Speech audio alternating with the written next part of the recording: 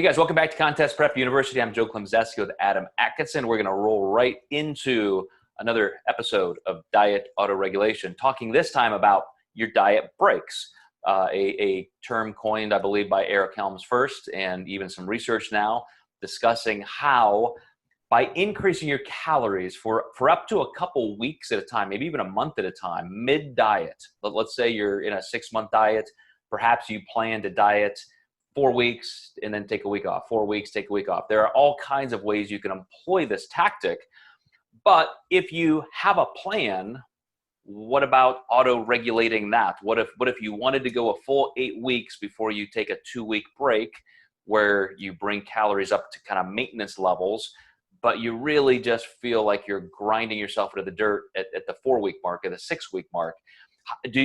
First of all, Adam, do you plan your diet breaks with that level of specificity on the front end of a client's experience? And then how much do you listen or let them kind of play into how to change that schedule?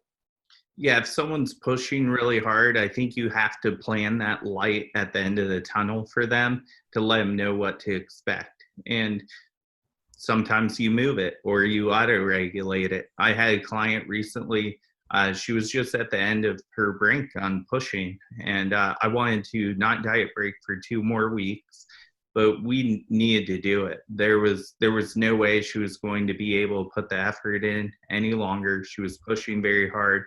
Shows were still kind of getting canceled here too. So I said, if we diet break for 2 weeks to 2.5 weeks, I think the light at the end of the tunnel, shows will start happening and she'll be able to really have more of a purpose in pushing. So we went ahead and moved her diet break up about 2 weeks, and best decision we ever made. She's super rejuvenated afterwards, and now shows are starting to happen, and it's like a new person right now.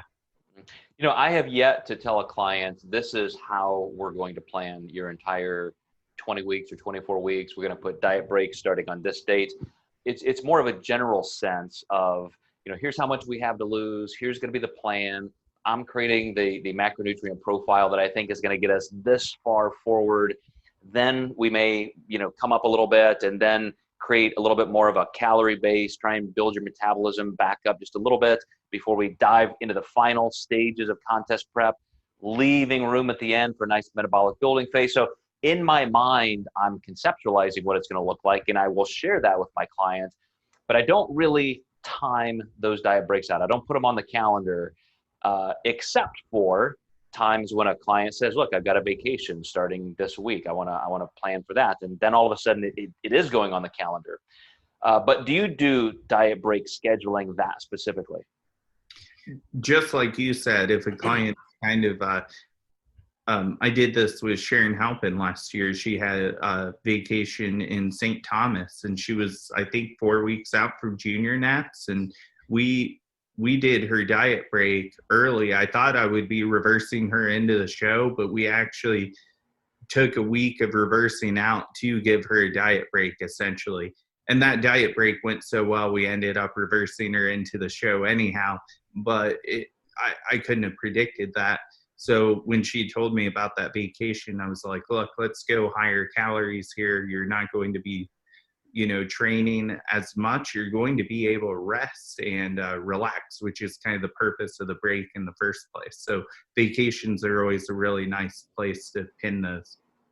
I love what you just said. And it is that you could not have predicted that. And that's why it's important. If you're a competitor watching this, I think it's imperative upon you to discuss that with your coach. Say, I don't know, we were planning a diet break or something, but I am really feeling lousy.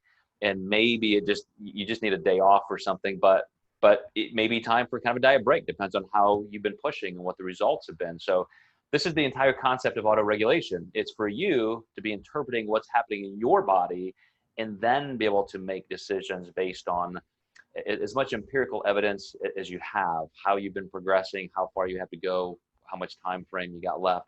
But Adam, I want to move into exactly that for our next episode, talking about how to piece training together with diet autoregulation. And then we'll do one more episode just to kind of summarize and wrap it all up. Sound all right? Sounds good. All right, guys, we will see you next time in Contest Prep University.